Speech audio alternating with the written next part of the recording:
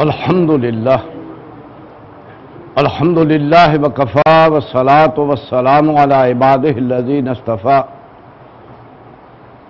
اما بعد فاعوذ باللہ السمیع العلیم من الشیطان الرجیم لقد ارسلنا رسلنا بالبینات وانزلنا معهم الکتاب والمیزان لیقوم الناس بالقسط وانزلنا الحدید فیہ باس شدید ومنافع للناس وَلِيَعْلَمَ اللَّهُ مَن يَنصُرُهُ وَرُسُلَهُ بِالْغَيْبِ إِنَّ اللَّهَ قَوِيٌّ عَزِيزٌ وقال جل وعلا هو الذي أرسل رسوله بالهدى ودين الحق ليظهره على الدين كله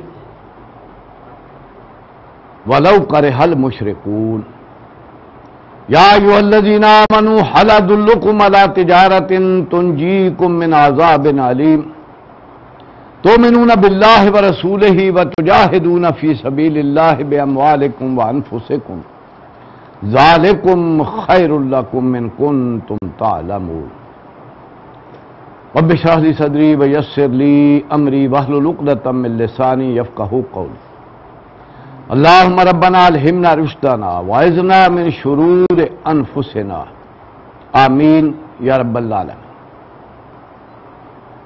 پچھلے لیکچر میں ہم نے دیکھا کہ جو فریضہ شہادت امت مسلمہ پر ختم نبوت کی وجہ سے عائد ہوا ہے تو اس کی ادائیگی کس صورت میں ممکن ہے، اس سلسلے میں ہمارے سامنے بات آئی کہ یہ شہادت اس چیز کی مطلوب ہے جو اللہ تعالیٰ اپنے رسولوں کو دے کر بھیجتے رہے۔ سورہ حج میں بھی لفظ دین آیا ہے، وَجَاهِدُوا فِي اللَّهِ حَقَّ جِهَادِهِ هُوَ اجْتَبَاكُمْ وَمَا جَعَلَ عَلَيْكُمْ فِي الدِّينِ مِنْ حَرَجٍ۔ اور جو اللہ تعالیٰ نے اپنے رسولوں کو دے کر بھیجا ہے اس میں بھی دو چیزوں کا ذکر ہے۔ لقد ارسلنا رسلنا بالبینات، ہم بھیجتے رہے ہیں اپنے رسولوں کو بینات دے کر، وانزلنا معهم الکتاب والمیزان، اور ہم نازل کرتے رہے ہیں ہر رسول پر کتاب اور میزان۔ یہ دو چیزیں ہیں جو اللہ تعالیٰ ہر رسول کو دیتا رہا اور دونوں کی شہادت مطلوب ہے۔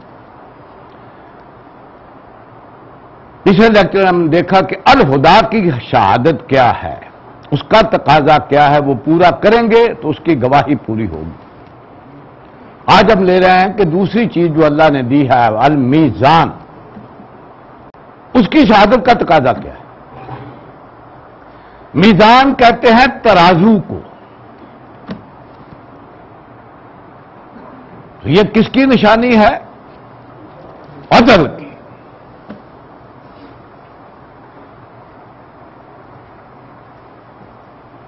میں کہا کرتا ہوں کہ ہم نے بھی بنا رکھی۔ کبھی آپ کو لاہور کی مار روڈ پہ جانے کا اتفاق ہو تو دیکھ لیجئے ہائی کورٹ کی بلڈنگ پہ ہم نے بھی بنا رکھی، کیونکہ یہ نشانی ہے عدل و انصاف کی، قسط کی، لوگوں کو عدل ملے، ان کے حقوق ملے۔ اللہ تعالیٰ ہر رسول کو کتاب کے ساتھ یہ میزان بھی دے کر بھیجتا رہا ہے، اسے بھی نافذ کرو۔ اس لیے جو مقصد بیان کیا گیا اس آیت میں وہ کیا ہے؟ لِيَقُومَ النَّاسُ بِالْقِسْطِ، تاکہ لوگ قائم ہو جائیں عدل پر، انصاف پر، ان کے اندر وہ نظام قائم ہو کہ جس میں ہر ایک کو اس کے حقوق ملے، اس کی فرائض کی آگاہی، اور کوئی کسی کے حقوق پر ڈاکے نہ ڈالے۔ اسے ہی قرآن مجید میں دین بھی کہا گیا ہے، کیونکہ یہی دین ہے جو ہر رسول لے کر آیا۔ چنانچہ تمام رسولوں کا مقصد بھی یہی تھا کہ کہ تاکہ وہ نظام عدل و قسط قائم کیا جائے. دین کہتے ہیں نظام کو. بنیادی معنی تو دین کے بدلے کے ہیں، جیسے ہم سورہ فاتحہ میں پڑھتے ہیں مالک یوم الدین، اللہ تعالیٰ جزا اور سزا کے دن کا مختار مطلق ہے. لیکن جزا اور سزا کس پہ ہوتی ہے؟ کسی دستور پہ، کسی قانون پہ. اس لیے وہ نظام کے معنوں میں آتا ہے. اور نظام جو بھی ہے اس نظام کی نسبت ہوتی ہے اس کی طرف جس کے پاس اختیار ہو وہ نظام دینے کا، اس میں جائز ناجائز حلال اور حرام معین کرنے کا. اور آپ کو معلوم ہے کہ اس کائنات کا مالک اللہ ہے. اس نے انسان کو یہ بھیجا ہے یہاں تو اسے خلافت دی ہے، حاکمیت نہیں دی. حاکم اللہ ہے، وہ کہتا ہے میرا قانون چلنا چاہیے، یہاں دین اللہ نافذ ہونا چاہیے. لیکن خرابی یہی آتی رہی ہے کہ انسان خود حاکم بن بیٹھتے. چنانچہ بادشاہت رائج رہی ہے، خود حاکم بن کے قانون دینے والے. آج دین جمہور رائج ہے کہ جمہور کے نمائندے بنا کر جو ہے اپنا دین دے رہے ہیں، اپنا نظام دے رہے ہیں. اللہ کو پوچھتا ہے کوئی نہیں. لیکن اللہ نے انسان کو جو بھیجا ہے اس دنیا میں تو اس مینڈیٹ کے ساتھ کہ تم خلیفہ ہو، حاکم نہیں. تو اگر اللہ کی حاکمیت قائم کی جائے، اس کا دین نافذ کیا جائے تو یہ ہوگا پھر دین اللہ. اور یہ ہے جو اصل مطلوب ہے. انسان کا کام ہے کہ اللہ کا وہ نائب ہے، نیابت دی ہے اللہ نے کہ جو بھی اللہ تعالی حاکم، جو بھی خلیفہ کا یہ فنکشن ہوتا ہے کہ حاکم جو بھی معین کرے اسے نافذ کر. ہاں یہاں اس نے کوئی واضح نہیں کیا، وہاں وہ اختیار رکھتا ہے کہ اپنے مشورے سے جو ہے کسی چیز کو نافذ کر. بڑے اچھے طریقے سے یہ بات سمجھ آ جاتی ہے. آج سے 70 سال پہلے اس انڈو پاک پر حاکم کون تھا؟ انگریز. یعنی جو بھی قانون سازی ہوتی تھی وہ برطانیہ کی پارلیمنٹ میں ہوتی کہ ہندوستان پر کس قانون کو لاگو کرنا ہے، یہاں کیسے گورن کرنا ہے. ساری قانون سازی برطانیہ کی پارلیمنٹ میں پاس ہوتی تھی. یہاں انہوں نے کیا رکھا ہوا تھا؟ حاکم نہیں، واسرائے، خلیفہ. اس کا فنکشن یہ تھا جو بھی ہم قانون پاس کر دیں اسے لاگو کرو. تم اسے چینج نہیں کر سکتے، اس میں کوئی تبدیلی نہیں کر سکتے، بلکہ اس کی امپلیمنٹیشن. ہاں یہاں ہم نے کوئی چیز واضح نہیں کی، اس میں تمہیں اختیار ہے.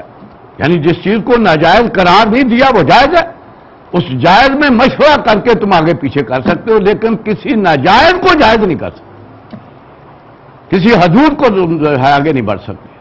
تو یہ ہے اصل حیثیت انسان کی. لیکن انسان اس حیثیت کو چھوڑ کر خود حاکم بن جاتا ہے، جس کی وجہ سے پھر دنیا میں فساد ہوتا ہے. اللہ اپنے رسولوں کو بھیجتے رہے ہیں پھر دوبارہ اللہ کی حاکمیت قائم کرنے کے لیے، اللہ کا قانون نافذ کرنے کے لیے، اس کا دیا ہوا نظام رائج کرنے. یہ ہے جس غرض کے لیے اللہ تعالیٰ اپنے رسولوں کو وہ میزان دے کر بھیجتا رہا ہے، دین دے کر بھیجتا رہا. اس لیے یہ بات شاید آپ کے علم میں نہ ہو کہ اللہ تعالیٰ اپنے رسولوں کو بھیجتا کہاں رہا ہے. جان لیجئے کسی بستی میں کسی رسول کو نہیں بھیجا، کسی گاؤں میں نہیں بھیجا، کسی قصبے میں نہیں بھیجا. جس رسول کو بھیجا ہے اس وقت کے دارالخلافہ میں بھیجا، صدر مقام پر بھیجا. کیوں؟ نظام دینے والے وہاں بیٹھے ہوتے ہیں جنہوں نے اپنا نظام قائم کیا ہوا ہوتا ہے. اور کسی بھی اجتماعیت میں کبھی دو نظام نہیں چل سکتے. نظام وہ ہوتا ہے جو لاگو ہوتا ہے، جو رائج ہوتا ہے، جب تک وہ ختم نہ ہو دوسرا اس کی جگہ لے ہی نہیں سکتا. اس لیے اللہ تعالیٰ رسول دارالخلافہ میں اپنے رسولوں کو بھیجتا تھا اور انہیں سمجھاتا تھا کہ آؤ باز آ جاؤ، اپنا نظام چھوڑ کر اللہ کا نظام قبول کرو۔ وہ دعوت دیتے تھے آؤ اپنی حاکمیت چھوڑو، اپنی سرداری چھوڑو، اللہ کے احکام کی پابندی اختیار کرو۔ یہی رسول، ہر رسول یہی دعوت دے کر آیا۔ اللہ تعبدوا الا اللہ، آؤ مت بندگی کرو سوائے اللہ کے کسی اور کی، اس کا حق ہے، اس مالک ہے اس کائنات کا، اس کا حکم چلنا چاہیے۔ لیکن جنہیں وہ مفادات حاصل تھے، جن کی چودراتیں قائم تھی، جنہیں وہ سرداریاں ملی ہوئی ہوتی تھیں، وہ اسے قبول نہیں کرتے، اس کو چھوڑنے پر نہیں آتے تھے۔ تو اللہ تعالیٰ کیا کرتا رہا؟ اللہ تعالیٰ پھر اپنے رسولوں کو اور ماننے والوں کو پوری طرح ان پر حجت قائم کر کے ہجرت کرواتا رہا اور پیچھے پوری پوری بستی کو نیست و نابود کر دیتا تھا تاکہ اللہ کا نظام قائم ہو۔ اتنا ضروری تھا۔ یہ ہے جو قرآن مجید میں آیا ہے، وَمَا كَانَ رَبُّكَ مُهْلِكَ الْقُرَىٰ حَتَّىٰ يَبْعَثَ فِي أُمِّهَا رَسُولًا۔ تیرے رب نے کبھی ایسا نہیں کیا کہ کسی بستی کو ہلاک کیا جب تک کہ اس کے صدر مقام میں رسول نہیں بھیج۔ یتلو علیہم آیاتنا، وہ آ کر ہمیں پڑھ کے سناتا تھا ہماری آیتیں، انہیں سمجھاتا تھا آؤ باز آ جاؤ، اللہ نے تمہیں خلافت دیا، حاکمیت نہیں دی، آؤ اللہ کی حاکمیت کے تحت آ جاؤ، اللہ کے عدل و قسط کا نظام کو جو ہے رائج کرو۔ نہیں مانتے تھے تو اللہ تعالیٰ رسولوں کو اور ماننے والوں کو ہجرت کرا کے پوری پوری بستی کو نیست و نابود۔ اتنا ضروری تھا کہ اللہ تعالیٰ کا نظام قائم ہو۔ یہ ہے جو فرمایا گیا، اس لیے ہم بھیجتے ہیں انزل معہم الکتاب والمیزان لیقوم الناس بالقسط۔ اور یہ ہے دو طریقے سے اللہ تعالیٰ کے ہر رسول جو ہیں وہ حجت قائم کرتے رہے۔ ایک اپنی ذاتی زندگی میں جتنے بھی رسول اللہ نے بھیجے ہیں انسانوں میں سے بھیجے، اور تقریباً اسی قوم میں سے رسول ہوتے تھے جس قوم کی طرف انہیں رسول بنا کر بھیجے۔ ایگزمپشن ہے ایک آدھ، کیونکہ حضرت لوط علیہ السلام وہ ان قوم میں سے نہیں تھے جن کی طرف رسول بنا کر بھیجے گئے، باقی سارے ہی قرآن مجید میں ذکر آتا ہے کہ اسی قوم میں سے ہوتے تھے، انہی کے کت اینڈ کن، انہی کے قرابت دار، انہی کے رہنے والے، انہی قبیلوں میں سے، اور ان کو بھی ساری وہی حاجتیں لاحق ہوتی تھی جو عام انسانوں کو تھی۔ ان کے بھی رشتہ دار ہوتے تھے، ان کے بھی قبیلے ہوتے تھے، ان کے بھی گھر والے ہوتے تھے، ان کی بھی اولادیں ہوتی تھیں۔ وہ اللہ کا پیغام جب ان تک پہنچتا تھا تو وہ اللہ کے پیغام پر ذاتی زندگی میں عمل کر کے لوگوں کے لیے اسوہ قائم کرتے تھے اور کسی چیز کو رکاوٹ نہیں بنتی۔ انہیں بھی تکلیف ہوتی تھی، آپ کو معلوم ہے، پتھر کھانے پڑے، گالیاں سننی پڑی، رشتے ختم ہو گئے اسی بنیاد پر، لیکن سب کو جیلا ہے اور اللہ کی بندگی کا حق ادا کر کے لوگوں پر حجت قائم۔ نبی اکرم صلی اللہ علیہ وسلم کا بھی قبیلہ تھا کہ نہیں؟ آپ کی بھی رشتہ داریاں تھیں کہ نہیں؟ آپ کے بھی گھر والے تھے، آپ کی بھی اولاد تھی۔ رسولوں کے لیے کوئی من و سلوا نہیں نازل ہوتا آسمان سے، وہ بھی اپنی کما کر اپنے بال بچوں کو پالتے رہے، اور اس کام کو انہوں نے اجرت کا ذریعہ نہیں بنایا۔ اس لیے ہر رسول سے کہلوایا گیا لا اسألکم علیہ اجرا، لوگوں یہ میرا پیشہ نہیں ہے، میری روزی کا دھندا نہیں ہے، میں تم پہ کوئی اجرت نہیں مانگتا، میرا اجر اللہ کے ذمہ ہے۔ اور ہر رسول اپنی کمائی کر کے اپنے بچوں کو بھی پالتا رہا اور اللہ کی بندگی کا حق ادا کر کے لوگوں پر حجت کرتا۔ بھائی صحابہ کے بھی بال بچے تھے، ان کے بھی کنبے قبیلے تھے، ان کی بھی اولادیں تھیں کہ نہیں، اور وہ اپنی کمائی کر کے کھاتے تھے، کما کر کھاتے تھے۔ ساری تکلیفیں انہوں نے جھیلی ہیں تاکہ لوگوں کے لیے نمونہ بن سکے، لوگوں کے لیے حجت قائم ہو سکے، کوئی کل کو کہہ نہ سکے میرا تو یہ معاملہ تھا میں کیا کرتا۔ ہر رسول نے زندگی اس لیول پر گزاری ہے اختیاری طور پر کہ اس سے نیچے زندگی کا کوئی تصور ہی نہیں ہو سکتا۔ نبی اکرم صلی اللہ علیہ وسلم نے اختیاری طور پر فقر و فاقے کاٹے، اس لیول پر رکھا ہے. جبکہ مال غنیمت آنا شروع ہو گیا تھا، آپ کو معلوم ہے کہ آپ کی بھی گھر والوں نے جو ہے مطالبہ کیا تھا ہمیں بھی اب کچھ ملنا چاہیے. کہا نہیں، ہمارے رسول کے گھر میں رہنا ہے تو اسی طرح رہنا پڑے گا. کیوں؟ انہیں نمونہ بنانا تھا بعد والوں کے لیے، تاکہ بعد میں کوئی کہہ نہ سکے میں کیا کروں، میں نے تو مزدوری کرنی ہے، بچے پالنے ہیں، میں دین کا کام کیسے کروں. اس لیے اس لیول پر زندگی گزاری ہے کہ کسی کے پاس کوئی عذر نہیں ہوگا. اور نبی اکرم صلی اللہ علیہ وسلم نے فرما بھی دیا ہے اگر اس دین کا کام کرتے ہوئے تمہیں زندگی میں کوئی فقر و فاقہ آئے، کوئی تکلیف آئے اور تم سمجھو یہ بہت بڑھیا ہے، پیچھے دیکھ لینا میری زندگی میں اس سے بڑی نظر آئی. یہ ہے جو حجت قائم کی ہے کہ کسی کے پاس عذر نہیں ہوگا. اور دوسری حجت قائم کیا اس دین کو نافذ کر کے، اس دین کو قائم کر کے، اس نظام الہی کو، اللہ تعالیٰ کی حاکمیت کو قائم کر کے گئے ہیں ہر رسول. کیوں؟ ان کا فنکشن ہی یہی تھا. اللہ بھیجتے ہی اس لیے رہا لِیَقُومَ النَّاسُ بِالْقِسْطِ، تاکہ لوگوں کو عدل پر قائم کیا جائے. اللہ جتنے بھی ماننے والے ہوتے تھے رسول کو، ان کے ساتھیوں کو ہجرت کرواتا تھا، پوری بستیوں کو نیست و نابود کرتا تھا، اور پھر وہ رسول اور اس کے ماننے والے اس دین پر رہ کر زندگی گزار کر نمونہ دے کے جاتے رہے. یہ تو بعد میں پھر خرابی پیدا ہوتی ہے کہ پھر لوگ جو ہیں وہ اپنی بادشاہت پر آ جاتے ہیں، اپنی حاکمیت قائم کر لیتے. ورنہ ہر رسول وہ قائم کر کے گیا ہے، دین کو نافذ کر کے گیا ہے. اس دور کے جو تقاضے تھے، جو اللہ نے نافذ کیے، جو اللہ نے نازل کیے تھے ان کے لیے، اس کے مطابق اپنے ماننے والوں کے ساتھ زندگی گزار کے دی. نبی اکرم صلی اللہ علیہ وسلم کو اللہ نے کہاں بھیجا؟ ام القری میں. اچھی طرح جان لیجیے. وَكَذَلِكَ أَوْحَيْنَا إِلَيْكَ قُرْآنًا عَرَبِيًّا لِتُنذِرَ أُمَّ الْقُرَىٰ وَمَنْ حَوْلَهَا. مکہ بھی عرب کی ام القری تھا، دارالخلافہ تھا. اگرچہ باقاعدہ کوئی حکومت نہیں تھی، لیکن دینی سرداری مکہ والوں کے پاس تھی. ان کا سکہ چل رہا تھا پورے عرب میں. ان کو مانا جا رہا تھا سردار دینی لحاظ سے. وہ تھے جس چیز کو جی چاہے حرام کر دیں، جسے جی چاہے حلال کر دیں. کبھی مہینہ حرمت والا جو ہے جہاں جی چاہے بدل دیں، اور جیسے جی ان کے اختیار میں تھا سارا. جی تو اللہ کے رسول کو بھی وہاں بھیجا گیا.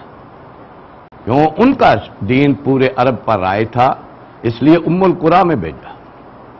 انہوں نے بھی 13 سال دعوت دی، سمجھایا آؤ باز آ جاؤ، اللہ کی حاکمیت کو عام کرو، اپنی سرداریوں کو چھوڑ دو. نہیں مانے تو کیا ہوا؟ اللہ نے ان کو اور ماننے والوں کو ہجرت کروائی، لیکن پیچھے عذاب نہیں بھیجا. پہلے تو ایسا ہی ہوتا رہا نا،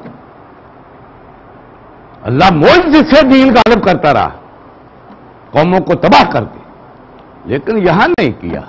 کیوں؟ اچھی طرح جان لیجئے وہ آخری رسول ہیں. اگر یہاں بھی اللہ معجزے سے کر دیتا تو ہمارے پاس کوئی طریقہ کار نہ ہوتا کہ اللہ کے دین کو غالب کرنے کے لیے محنت کیسے کرنی ہے اور اللہ تعالیٰ کا دین جو ہے اس پر عمل پیرا کرنا. اس لیے یہ نہیں کیا. ہجرت کروائی، بیچ دیا ہے. اور آپ کو معلوم ہے نبی اکرم صلی اللہ علیہ وسلم نے مدینے آ کر صرف 6 مہینے لیے مسجد نبوی تعمیر کر دی، ہیڈ کوارٹر بن گیا. جتنے بھی آئے ہوئے تھے مہاجر، ان کو انصار کے بھائی بھائی بنا دیا، اس معاشرے کے فرد بنا دیا. کیونکہ اتنے آدمیوں کا علیحدہ کھانے پینے کا بندوبست کرنا، علیحدہ ان کے لیے کرنا جو ہے ممکن نہیں تھا. ان کے ساتھ ان کا بھائی چارہ پیدا کر دیا. 3 قبیلے تھے یہود کے جو وہاں آباد تھے، ان سے معاہدہ کر لیا اگر کوئی مدینے پر حملہ آور ہوگا تو ہم مل کر دفاع کریں گے، تم بھی یہاں بسنے والے. ان سے صرف اتنا ہی. اس کے بعد کیا کیا؟ پہلا تو اللہ نے آرڈر بھیج دیا، اب جو بھی ایمان لاتا ہے اگر ہجرت نہیں کرتا تو اس کا ایمان ہی قبول نہیں.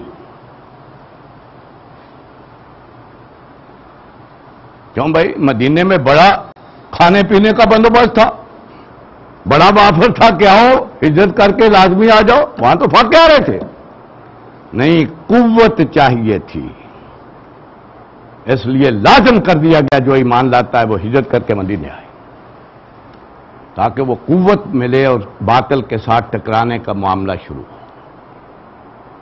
اور آپ نے کیا کیا؟ 6 مہینے کے بعد سریے بھیجنے اور دستے بھیجنے شروع کر دیے، 4 میں خود گئے ہیں، 4 میں دوسروں کو امیر بنا کے بھیج۔ کہاں؟ کسی قریب کے قبیلے پر حملہ نہیں کیا جو مدینے کے پاس بستا تھا،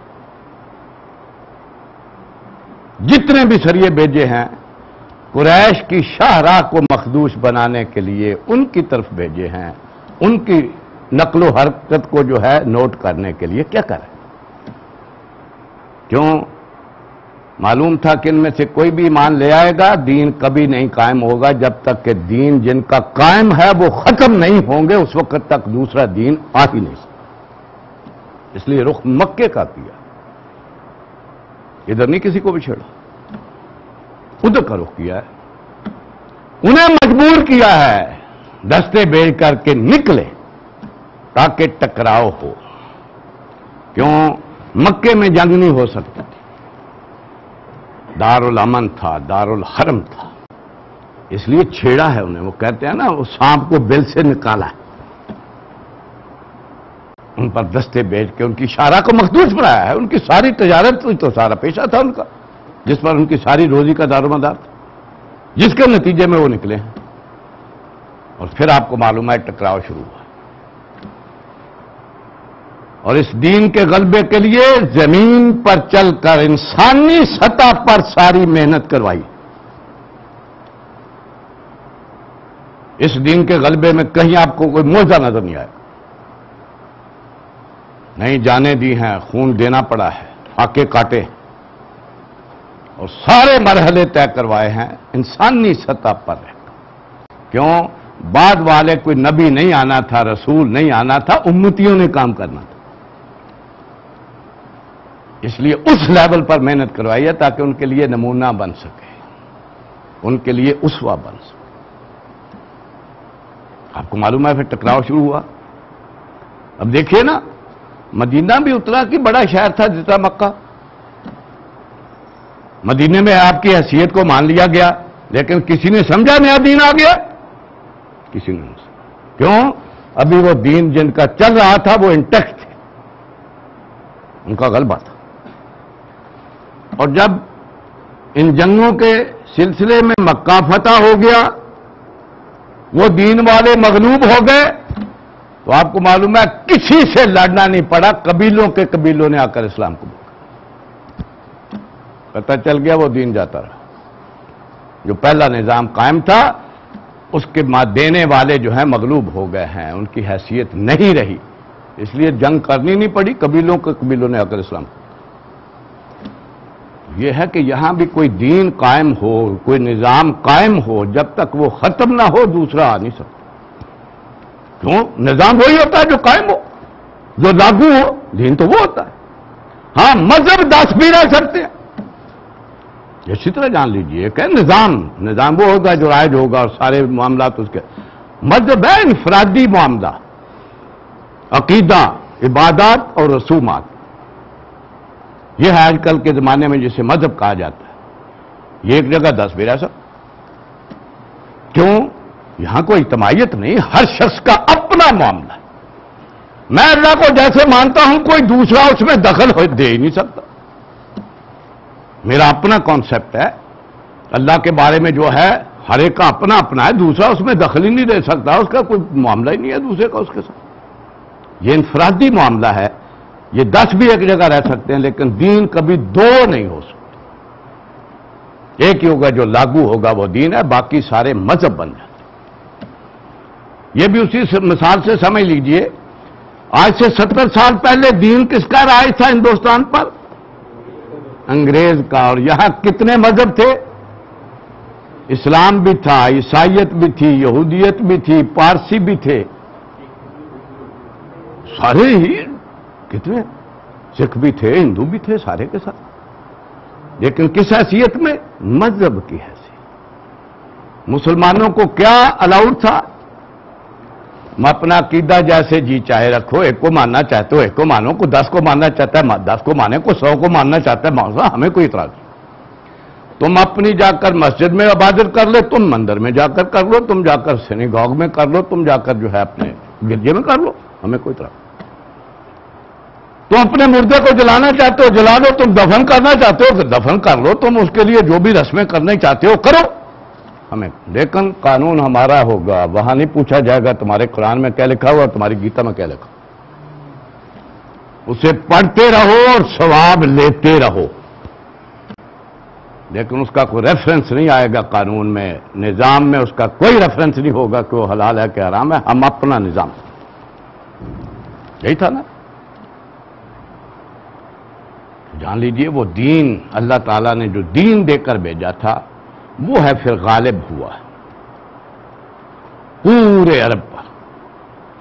اس کے غالب کرنے کے لیے وہ ساری جد و جہد کرائی ہے، مار کے سر کروائے ہیں، اس میں نبی اکرم صلی اللہ علیہ وسلم کا بھی خون بہا ہے، صحابہ نے بھی جانیں دی اور فقر و فاقے کاٹے ہیں، پھر جا کر دین غالب ہوا ہے۔ یہ ساری محنت اس لیے کروائی تاکہ بعد والوں کے لیے نمونہ بن سکے۔ اس وقت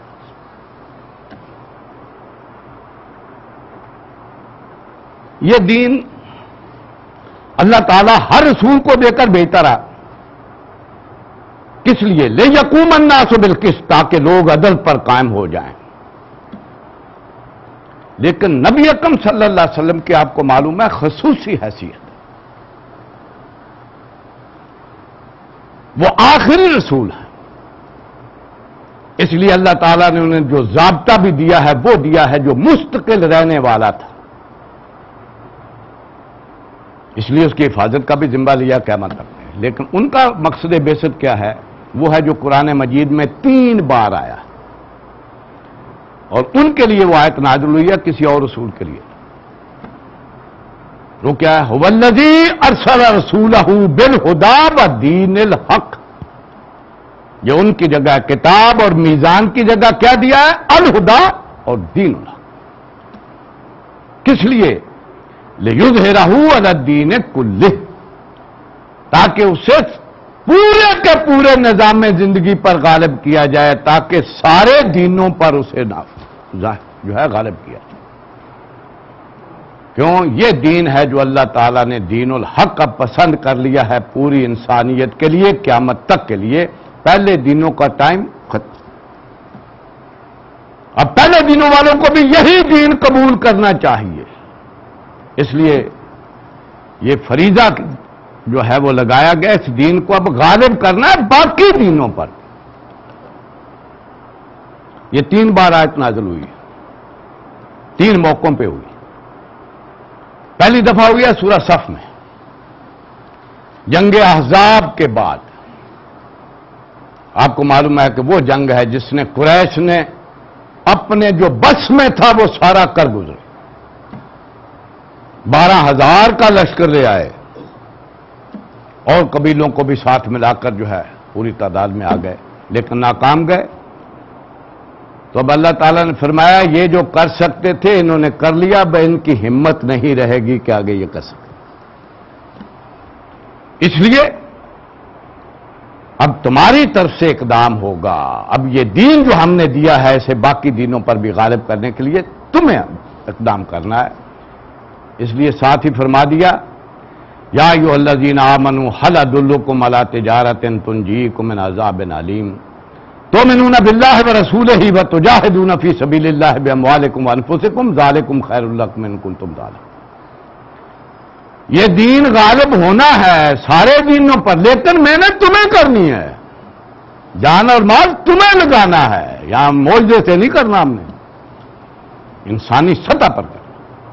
ہاں یہ ہم تمہیں بشارت دے دیتے ہیں، وَأُخْرَىٰ تُحِبُّونَهَا نَصْرٌ مِّنَ اللَّهِ وَفَتْحٌ قَرِیب، ہمارے نزدیک تو اصل کامیابی آخرت کی کامیابی، یہ جان اور مال لگاؤ گے آخرت میں تمہیں فوز فلاح مل جائے گی، سب سے بڑی کامیابی میں۔ ہاں ایک تمہیں بڑی پسند ہے وَأُخْرَىٰ تُحِبُّونَهَا، ایک بات تمہیں بڑی پسند ہے نصر من اللہ وفتح قریب، تو جان لو اللہ کی مدد قریب ہی ہے اور انقریب تمہیں اللہ تعالیٰ فتح بھی دے گا، یہ دین قائم بھی ہوگا۔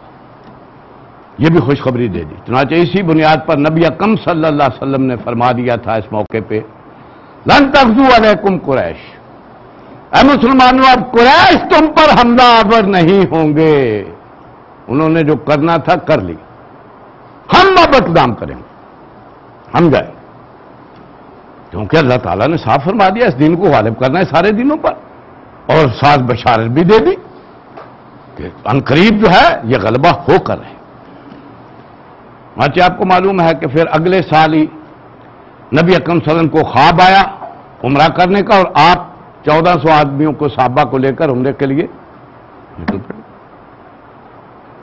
وہاں آپ کو معلوم ہے کہ قریش نے مخالفت کی، نہیں عمرہ کرنے دیں گے، وہ اپنی عصبیت جاہلی پر جو ہے اڑ گیا۔ حالانکہ اللہ کا گھر جو کسی کے لیے جو ہے، اسی لیے محترم 4 مہینے اللہ نے رکھے ہیں کہ جن میں جنگ بھی جو ہے کرنی ناجائز، کوئی کسی کے باپ کا قاتل بھی اس حرم میں آ جائے تو اسے اجازت نہیں ہے کہ اس پر حملہ کر سکے، لیکن مسلمانوں کے لیے حرام ہے، تمہیں نہیں جانے دیں گے، تمہیں نہیں کریں۔ بس وہ اڑی صرف اپنی جاہلیت کی، اپنی اس سرداری کے مان میں،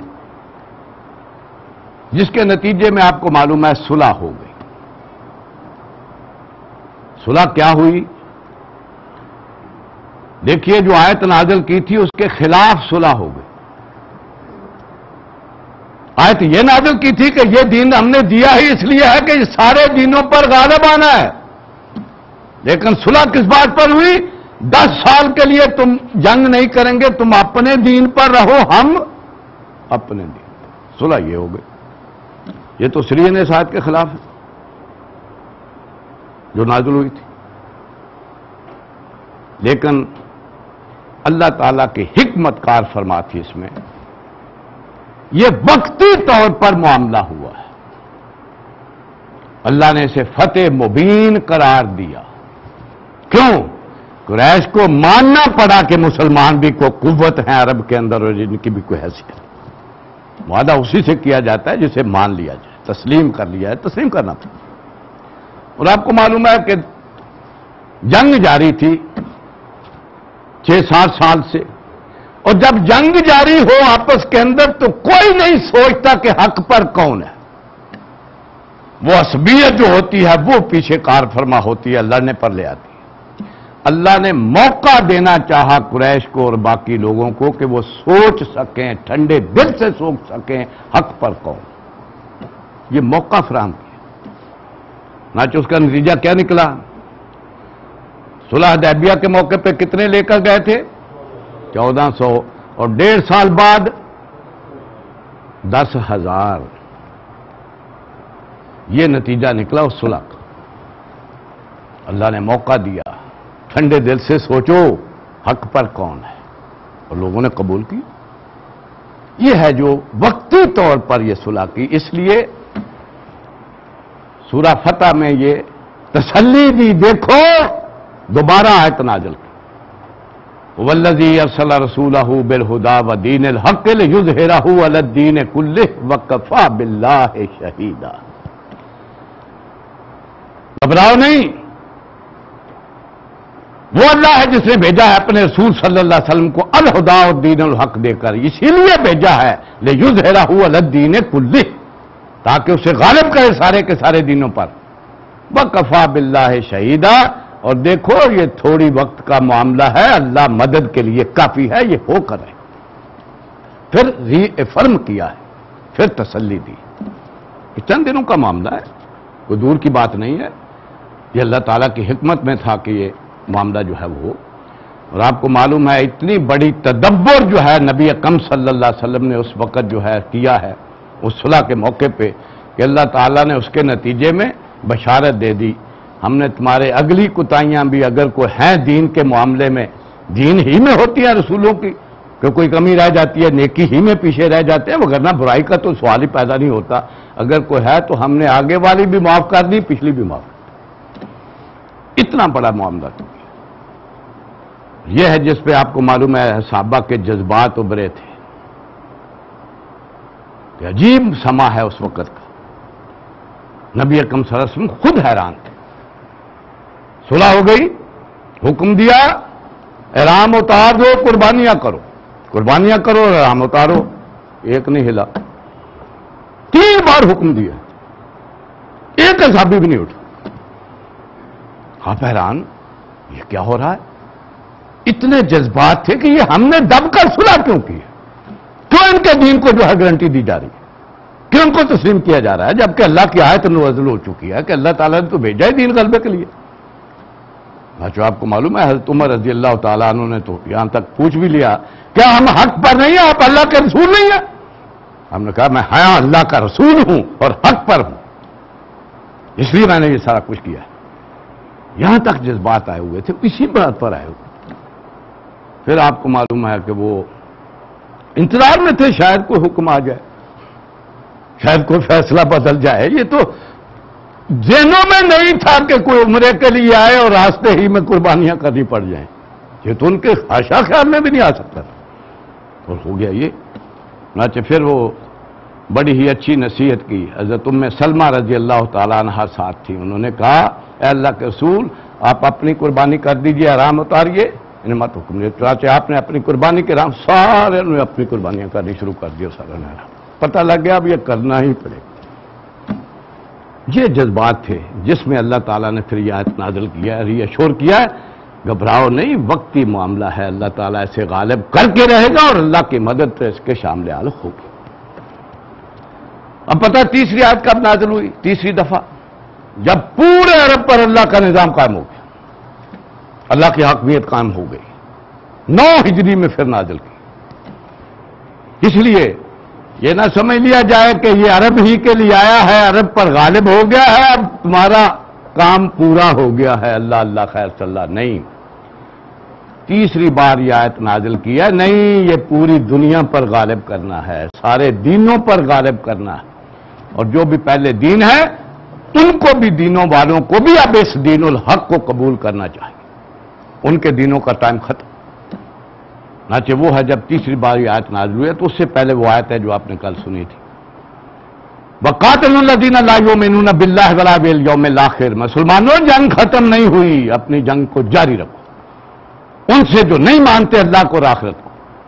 وَلَا يُحَرِّمُونَ مَا حَرَّمَ اللَّهُ وَرَسُولُهُ. ان سے جنگ جاری رکھو جو ان چیزوں کو حرام قرار نہیں دیتے جسے اللہ اور اس کے رسول نے حرام قرار دیا. وَلَا يَدِينُونَ دِينَ الْحَقِّ. اور جو اپنے دین کو اب دین الحق کے طور پر قبول نہیں کرتے ان سے بھی جنگ کرو. کون؟ من الذین اوتوا الکتاب، جن کو ہم نے کتابیں دے رکھی. حضرت موسیٰ علیہ السلام بھی تو اللہ کا دین لے کر آئے تھے نا، حضرت عیسیٰ علیہ السلام بھی اللہ کا دین لے کر آئے تھے. اب ان کے دینوں کا ٹائم ختم ہو، اب انہیں بھی اس دین الحق کو قبول کرنا چاہیے. اگر نہیں کرتے این یؤتی الجزیۃ عن ید وہم صاغرون، اپنے ہاتھ سے جزیہ دیں اور چھوٹے ہو کر رہیں، تابع ہو کر رہیں اس نظام کے. کیوں؟ نظام جو قائم ہوتا ہے فیصلے اسی کے مطابق ہوتے ہیں، کسی کے مذہب کو نہیں اس میں دخل دیا ہوتا، اس سے نہیں پوچھا جاتا کہ کیا ہے کیا. وہ تو ایک ہی ہوتا ہے، سب کے لیے ایک ہوتا ہے حق، کتنے مذہبوں کے ماننے والے ہوں، نظام ایک ہی ہوتا ہے اور سب کو اس کے تابع ہونا پڑتا. تو فرمایا اس دین کو غالب کرو. یہ نہیں مانتے تو چھوٹے ہو کر رہیں، اس کے تابع ہو کر اپنے دین کو مذہب بنا لیں اور جزیہ دے کر. یہ ہے جو تیسری بار جس کے نتیجے میں پھر نکلے ہیں سب. انہوں نے اپنا فرض سمجھا کہ اس دین کو غالب کرنا ہے، تب نکلے. میں کہا کرتا ہوں دیکھیے، انہیں معلوم تھا کہ مکے میں ایک نماز پڑھنے سے 1,00,000 کا ثواب ملتا ہے، کہ نہیں معلوم تھا؟ انہیں معلوم تھا مسجد نبوی میں ایک نماز پڑھنے سے 1,000 کا ثواب ملتا ہے. انہیں بھی مدینے کی گلیوں سے محبت تھی کہ نہیں؟ ہم تو جعلی محبت سرل کرتے ہیں نا، میں نہیں آؤں جو گا بلال مدینہ، اب پہ ہی تو بلال ہے میرے اتنی ہمت رہے گی نہیں. انہوں نے واقعی محبت سی، لیکن انہوں نے یہ سارا جوار چھوڑا، نبی اکرم کا قرب بھی اور سارے حرم چھوڑے. کیوں؟ وہ فرض تھا، یہ فضیلتیں. اور جب فرض ادا نہ ہو تو فضیلتوں کی کوئی حیثیت نہیں. فضیلتیں فرض کے ساتھ ہوتی. کوئی شخص عشاء کی نماز نہ پڑھے اور ساری رات نفل پڑھتا رہے کوئی ثواب ملے گا؟ کچھ نہیں ملے گا۔ ہاں نماز پنجگانہ پڑھتا پھر نفل پڑھے، سونے پہ سہاگا۔ تو وہ فرض تھا، یہ فضیلتیں تھیں، یہ چھوڑ کر گئے اس فرض کی ادائیگی کے لیے۔ اور کیا جواب دیا تھا جب رستم نے پوچھا بھائی عربوں کو اپنا نمائندہ بھیجو، میں بات کرنا چاہتا ہوں۔ بھیجا گیا، اس نے کہا تم پہلے بھی آیا کرتے تھے، ریڈ کرتے تھے، لوٹ مار کے چلے جاتے تھے، اب تم جاتے ہی نہیں، تمہیں کیا ہو گیا؟ انہوں نے جواب دیا دیکھو پہلے ہم اپنی مرضی سے آیا کرتے تھے، لوٹ مار کر کے چلے جاتے، اپنا حصہ لے لیتے تھے، یہ قبائلی لے لیتے ہیں نا سیٹل زندگی سے اپنا حصہ، وہ بھی کرتے تھے اسی طرح۔ اب ہم خود نہیں آئے، لقد ارسلنا، اب ہمیں بھیجا گیا ہے، اللہ نے اپنے رسول صلی اللہ علیہ وسلم کو بھیجا ہے، رسول کے ہم رسول ہیں، انہوں نے ہمیں بھیجا ہے۔ کس لیے اب آئے ہیں؟ لوٹ مار کرنے نہیں آئے، لنخرج الناس من ظلمات الجاہلیت الی نور الاسلام، اب ہم لوگوں کو جہالت کے اندھیروں سے نکال کر اسلام کی روشنی دینے آئے۔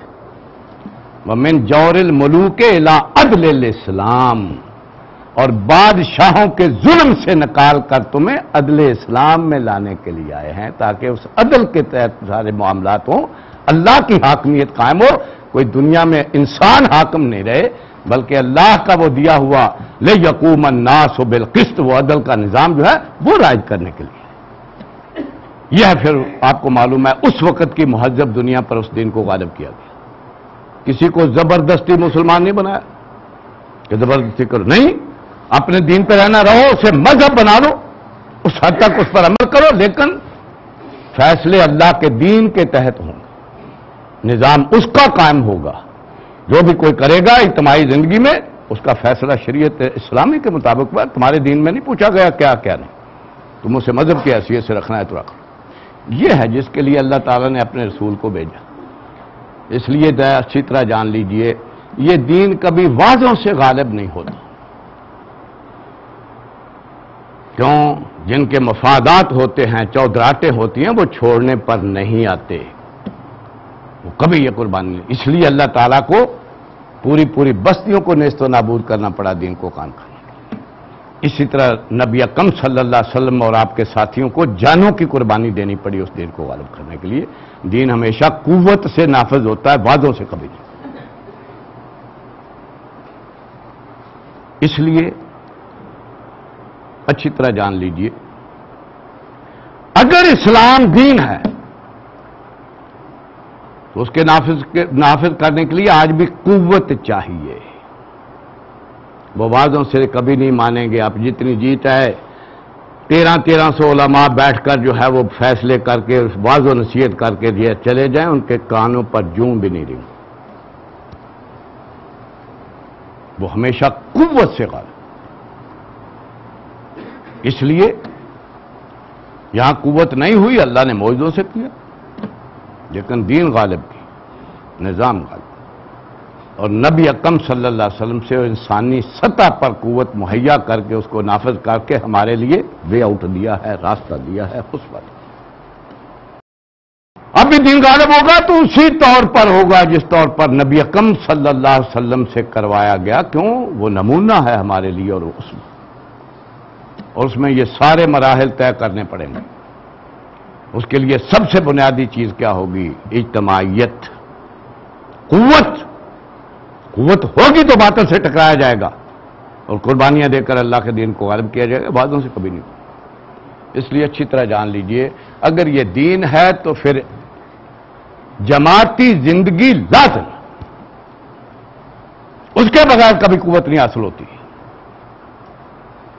اس لیے جماعتی زندگی کا اتنا زیادہ حکم دیا گیا ہے، کتنی تاکید کی گئی۔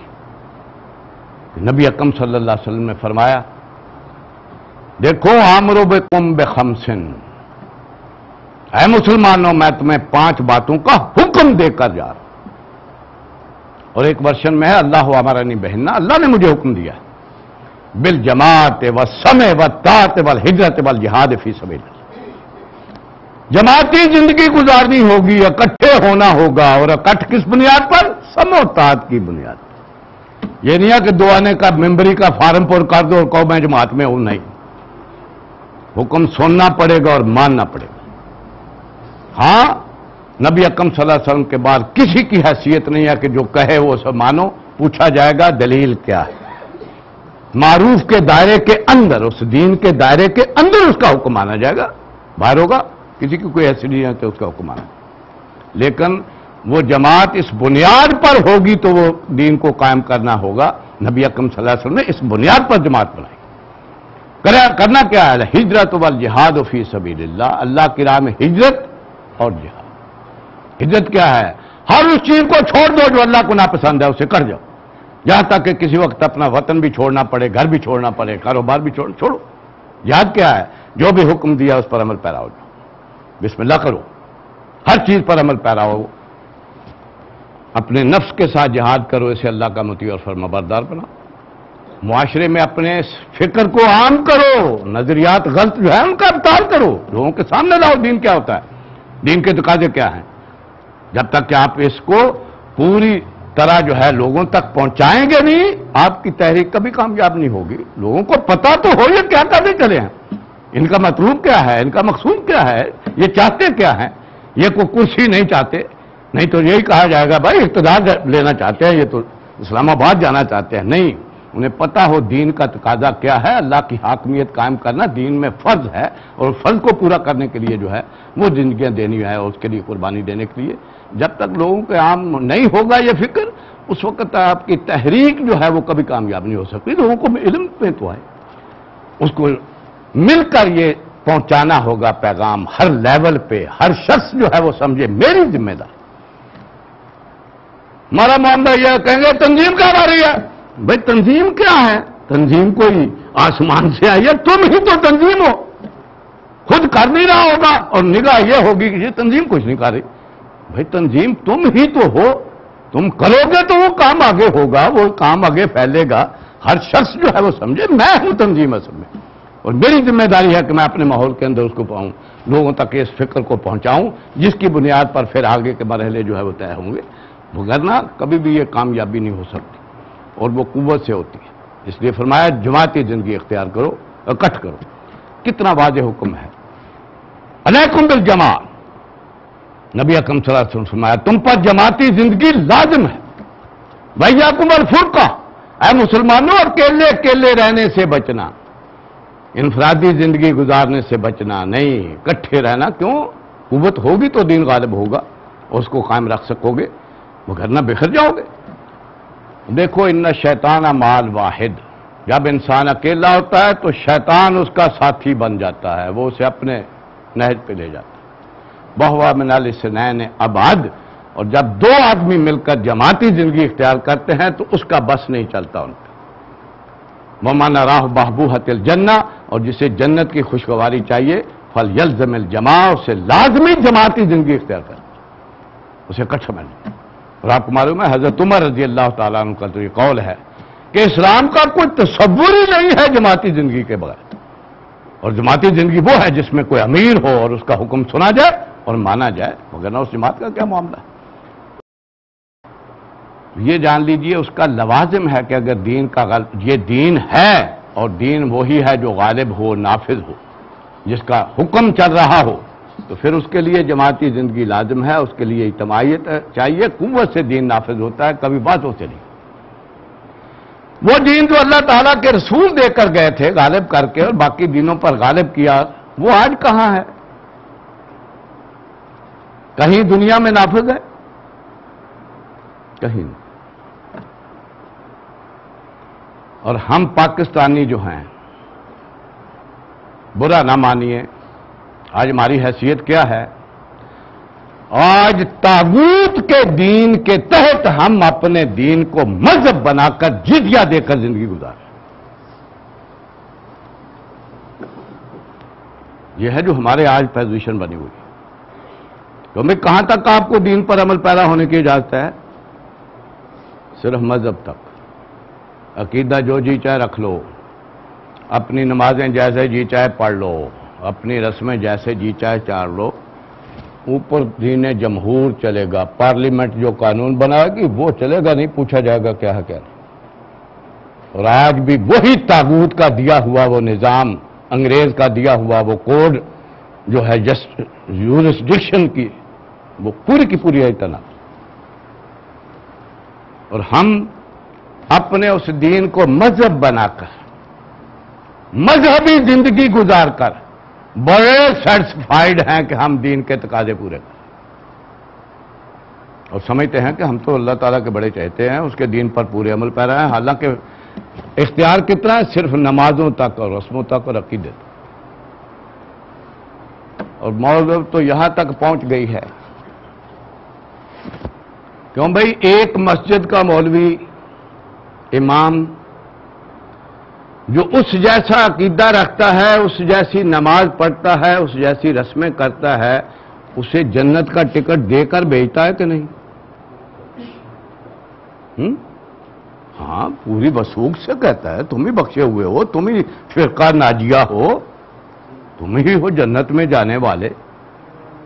اور جو دوسری مسجد والا ہے، جو اس جیسا عقیدہ نہیں رکھتا، اس جیسی نمازیں نہیں پڑھ رہا، اس جیسی رسمیں، اسے جہنم سے انہیں چھوڑتا ہے، پہنچا کر چھوڑتا ہے، حالانکہ دونوں کے دونوں طاغوت کے تحت زندگی گزار۔ اور اللہ کہتا ہے پہلے طاغوت کی نفی کرو، پھر ایمان لاؤ تو ایمان لانا۔ یہ دین اللہ نے دے کر بھیجا، مذہب نہیں دے کر بھیجا، تو اس لیے بھیجا ہے لِیُظْہِرَهُ عَلَى الدِّینِ کُلِّهِ، اسے سارے نظام زندگی پر غالب کیا جائے، سارے دینوں پر غالب کیا جائے۔ اور آج ہم باطل کے نظام کے تحت اپنے دین کو مذہب بنا کر جزے دے کر زندگی اور بڑے سیٹسفائیڈ۔ نوبت یہاں تک پہنچ گئی ہے، ہمارے علماء نے اسے مذہب تسلیم کر لیا، اس لیے ان میں کبھی کوئی دین کے لیے تحریک نہیں اٹھے اور نہ ابھی تک اٹھی۔ ہاں، مدرسے اور مذہب کے مدرسے کی طرف، مسجد کی طرف جاؤ گے تو آنکھیں دکھائیں گے، اس کے لیے مظاہرے بھی کر دیں گے، سب اکٹھے ہو جائیں گے، لیکن دین کے لیے کوئی احساس بھی نہیں رہا، کیوں؟ ذہنی طور پر اسے مذہب تسلیم کر، اس لیے نہ ان میں سے کوئی جماعت بناتا ہے اور نہ کسی کو جماعت میں شامل ہونے کی دعوت ہے۔ یہ نہ غلط فہمی رہے کہ ان کی جماعتیں ہیں، جماعتیں نہیں ہیں، جمعیتیں ہیں۔ ان میں سے کوئی جماعت اس پر بنیاد پر نہیں ہے کہ امیر کا حکم سنو اور مانو، سموتات کی بنیاد پر کوئی جماعت نو۔ تو جمعیت العلماء اسلام ہے، جمعیت العلماء پاکستان ہے، جمعیت العلماء اہل حدیث ہے، وہ تو فیڈریشنز ہیں اپنے اپنے فرقے کے تحفظات کے لیے، اپنے اپنے مسلک کے جو ہے معاملات کے لیے، وہ کوئی جماعتیں تو نہیں۔ جماعت ہوتے ہیں جس میں ڈسپلن ہو اور جس کا واضح مطلب ہو اللہ تعالیٰ کے دین کا غلبہ۔ وہ دین کا تصور ہی نہیں ہے تو جماعت کی ضرورت کیا ہے؟ کسی کو بھی جماعت میں شامل ہونے کی نہیں کہیں گے اور نہ ہی کوئی جماعت بنائیں گے۔ لیکن اگر یہ اسلام دین ہے تو یہ بغیر جماعتی زندگی کے جو ہے اسلامی زندگی نہیں۔ ہاں، مذہب ہے تو ضرورت ہی نہیں، لیکن اللہ نے یہ دین دیا ہے، مذہب نہیں دیا۔ ان الدین عند اللہ الاسلام، اسلام اللہ نے دین دیا ہے اور وہ چاہتا ہے میری حاکمیت قائم ہونی چاہیے زمین پر، میں نے تمہیں خلافت دیا ہے، حاکمیت نہیں دی۔ اور ہم اس حیثیت کو چھوڑ کر خود حاکم بنے بیٹھے ہیں اس طاغوت کے تحت، اور چند چیزیں کر کے مذہبی جو ہے سمجھ رہے ہیں کہ اللہ کا حق پورا ہو رہا ہے اور سیٹسفائیڈ ہے۔ نہیں، جب تک کہ اللہ کا دین غالب نہیں ہوتا، سارے نظاموں پر غالب نہیں ہوتا، اس وقت تک وہ نبی اکرم صلی اللہ علیہ وسلم کا مقصد بعثت پورا نہیں ہوتا، کیونکہ اللہ نے بھیجا ہی اس لیے، اور وہ کر کے گئے ہیں، نمونہ دکھا کے گئے ہیں، صرف یہی نہیں ہے کہ خیالی جنت دے گئے ہیں، اس کے لیے جانیں دی ہیں، اس کے لیے خون بہایا ہے، اس کے لیے دین کو غالب کرنے کے لیے پورا وے آؤٹ دیا ہے، پورا نمونہ دیا ہے۔ اور آج بھی آپ کو معلوم ہے کہ اگر اس دین کا قائم کرنا ہوگا تو اسی نہج پر کرنا ہوگا تو ہوگا، کیوں ایک ہی نمونہ ہے دنیا میں دین کے غلبے کے لیے، اور وہ نبی اکرم صلی اللہ علیہ وسلم کے ذریعے دیا گیا، باقی تو معجزوں سے ہوتا رہا، اللہ بستیوں کو تباہ کر کے دین غالب کرتا رہا، ایک ہی نمونہ ہے، اسے فالو کریں گے تو وہ دین کا غلبے کی رخ سیدھا ہوگا، اور اس کے مطابق جو ہے محنت کر کے اس دین کو نافذ کرنا ذمہ داری ہے، فریضہ ہے، کیوں اللہ نے دین دیا ہے، مذہب نہیں دیا، اور اللہ ہر رسول کو یہ دونوں چیزیں دے کر بھیجتے رہے ہیں، الہدا بھی اور میزان بھی، دین الحق بھی، اور نبی اکرم صلی اللہ علیہ وسلم کو اس لیے دیا کہ سارے نظاموں پر غالب کرو، یہ فریضہ ہے بھائی، اور یہ بغیر جماعت کے نہیں ہو سکتا، بغیر قوت کے نہیں ہو سکتا، قوت کے ساتھ نظام بدلتا ہے، کبھی بھی انفرادی طور پر ایک ایک کر کے نہیں ہو سکتا، اس لیے اس کے لیے اگر واقعی یہ دین ہے تو اجتماعی زندگی لازم ہے۔ ہاں دیکھیے کون ہے جو اس کام کے لیے کر رہا ہے، اس کے نظم میں اپنے آپ کو دیجیے، اس کا فرد بنیے۔ ہاں اگر آپ کو سارے ہی معلوم ہوتے ہیں ان میں سے کوئی بھی صحیح نہیں ہے تو اتنے بڑے پڑے ہوئے ہیں تو خود کھڑے ہو جائیے، کیونکہ آج کو نبوت کی، نبی کی جماعت نہیں ہے کہ اسے نکلنا یا اس سے ہٹنا جو ہے وہ کفر ہو جائے گا، نہیں، اس دین کو غالب کرنے کے لیے جماعتیں بنائی جا سکتی ہیں، اس کے لیے تگودو کی جا سکتی ہے، جس کو بھی یہ آئے کہ اصل طریقہ یہ ہے اس نہج پہ لوگوں کو دے دعوت اور آگے بڑھے۔ کوئی تو جو ہے اگر ہم یہ فرض سمجھیں کہ واقعی جماعتی زندگی فرض ہے تو کسی کے پاس تو قوت آئے گی کہ نہیں، کسی کے پاس تو لوگ جمع ہوں گے کہ نہیں، اور وہ نکل کر اس باطل نظام کو چیلنج کر کے اللہ تعالیٰ کے دین کے غلبے کے لیے قربانیاں دیں اور نکلیں۔ ہم جماعتی زندگی کوئی فرض نہیں سمجھتے تو اطمینان کہاں سے آئے گی، کٹ کہاں سے ہوگا، قوت کہاں سے پیدا ہوگی؟ یہ ہے، یہاں تک جو ہے وہ معاملہ پہنچ گیا، ہم نے اسے مذہب بنا رکھا، یہ مذہب نہیں ہے، دین ہے، اور پوری زندگی کا غلبہ چاہتا ہے، یہ ہے جس کے لیے ندا ہے اسی صورت میں جس میں پہلی بار یہ آئی تھی آیت، یا ایھا الذین آمنوا کونوا انصار اللہ، اے ایمان والو اللہ کے مددگار بنو، کما قال عیسیٰ ابن مریم للحواریین من انصاری الی اللہ، جس طرح عیسیٰ بن مریم نے ندا لگائی تھی کون ہے میرا مددگار اللہ کے لیے، اللہ کا دین غالب کرنے کے لیے رسول کا ساتھی بننا پڑتا ہے، ان کے اسوے کو جو ہے وہ اختیار کرنا پڑتا ہے، تو یہ وہ ندا ہے، اس کے لیے ہمیں سوچنا چاہیے، اور جس بھی کسی جماعت پر دل ٹھکے اس کے فرد بنو، اس کے ساتھی بنو، علیحدہ زندگی اکیلے اکیلے گزارنا اسلامی نہیں، اسلام کا تقاضا ہے قوت اور اجتماعیت، اس لیے جماعتی زندگی لازم۔ اللہ تعالیٰ اس کا ہمیں شعور دے اور ان چیزوں کی سمجھ دے، اور اپنی زندگی جو ہے وہ اسلام کے مطابق گزارنے کی توفیق دے۔ بارک اللہ لی ولکم فی القرآن العظیم ونفعنی وایاکم بالآیات وذکر الحکیم، انہ تعالی جواد کریم ملک بر رؤوف۔